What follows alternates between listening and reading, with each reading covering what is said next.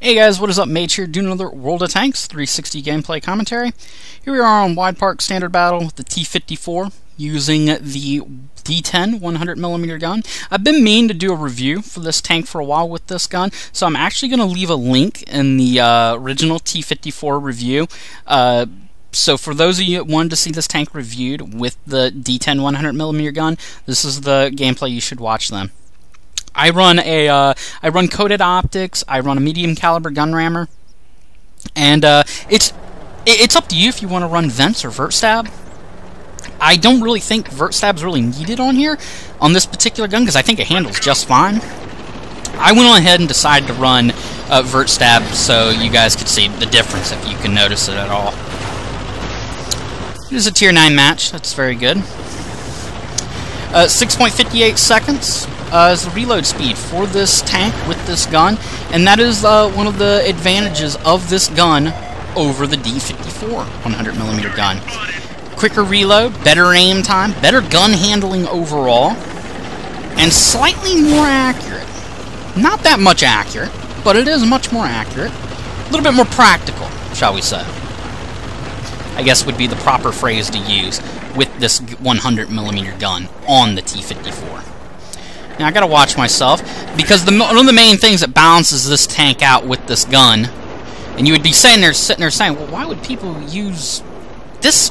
Why wouldn't people not use this gun compared to the D-54 100mm gun? Well, the trade-off, of course, is 201 pen. Now, see, if I think I had higher pen, I probably could have gone through that mutant there, but who's to say? It's a mutant. We're gonna hit that T-44. Looks like we're going to get double whammied here. I don't think my team is paying attention, which is not a good sign. Okay, I'm going to have to get a little bit closer here to the edge and use the terrain here to cover myself up, because I'm a little worried this mutant in 7-1 could wear me out if they decide to get aggressive. Now, I think I'm being spotted from behind here, and I'm probably going to take a shot in the back, but that's fine. So long as my team contests the back, I'm fine. I'm going to go ahead and take a shot into this Chibri, take a chance against him. We're going to back up. He's got soft armor. 201 pen is more than enough to go through him. We're going to try to hit the mutant. There we go. Mutant's out of the way. 201 pen. You should always be looking for flanking shots with this gun on this tank. And really, the T-54 has this reputation, this fierce, monstrous reputation for being a pit bull. It basically will fight any tank and beat the living hell out of it. And that is partly true. I mean, this tank is good. It has earned its reputation. But there's a little bit of myth and reality in that. Because this tank, while it is well armored, 120mm of armor is nothing to laugh at, it can still, that's not tremendously a lot. You can still pen that pretty easily. You gotta watch out for that Stewart Emil. Don't want to take an unnecessary hit. And there's the 7-1. The other thing you have to keep in mind is this is a light medium tank, so you gotta be careful of German tanks. They are looking for the ram, so you have to be paying attention to that.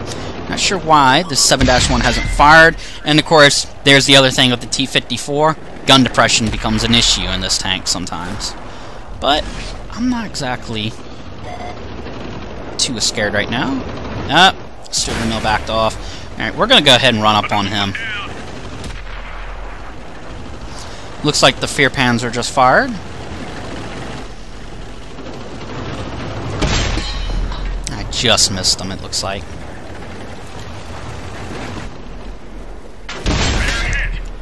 You can see the alpha damage is just fine on this tank. Watch out for the Panther.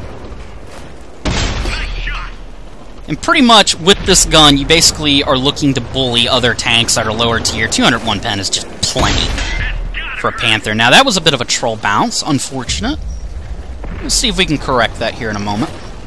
Now, what's this heavy KV4? He very well is going to pen me. He missed, fortunately. I don't know what he was aiming at. Now, I'm going to try to avoid firing heat here. I want to take this guy out with no trouble if I can help it.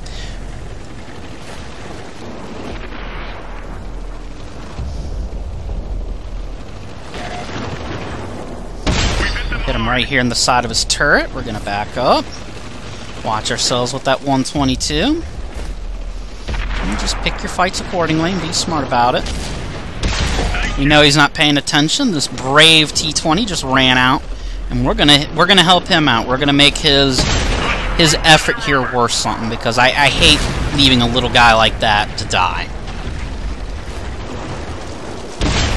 I'm gonna track him. I don't want you going anywhere, sir. You're gonna sit there, and you're gonna die on my terms. And the maneuverability of the T-54 with this gun, it just opens up so many options. I can snipe more efficiently. Not that I couldn't snipe before with the D-54, but I was hesitant about it. And any shot I got long range, it was pure luck.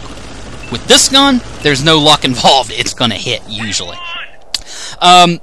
The thing you should remember, guys, you want to keep a nice ample supply of heat rounds on this tank with this gun. I run 10. I think that's about what you need. 10 rounds is fair, I think, on this tank. Shout out to that Type 61. That is a very good match for him. Looking forward to that tank. But that is 10 rounds of heat ammo is actually about right, and you have to make that judgment call. Do I really need heat rounds on this guy, or do I not? You've seen when I went up against the KV-4, 201 pen, that's about where a lot of tier 8 mediums are in terms of penetration. So I knew against that KV-4 I was going to have some issues going up against him frontally. I'd have to hit the hatch on his turret. Maybe the driver view port or the machine gun port, something like that. I have to hit him there in the weak spots, or hit him right into the lower glacis unangled, and I could deal with them. But that is pretty much the judgment call, the decision making you're going to have to make in this tank with that gun.